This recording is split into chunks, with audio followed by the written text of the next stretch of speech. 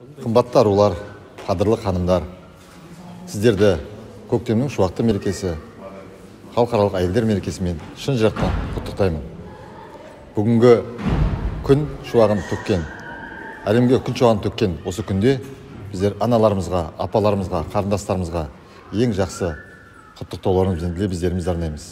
Себебі олар арқылы әлемге мейірім шуағы, махаббаттың құдіреті, сыйластықтың өрнегі, ең бастысы мейірімділік пен ана шапағатын сезінеміз. Сондықтан да бүгінгі күн аналарымыздың, аруларымыздың ең қымбатты күні.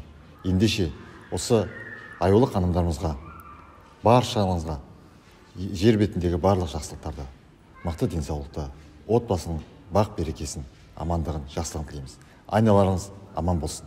Мерекелеріңіз құтты болсын.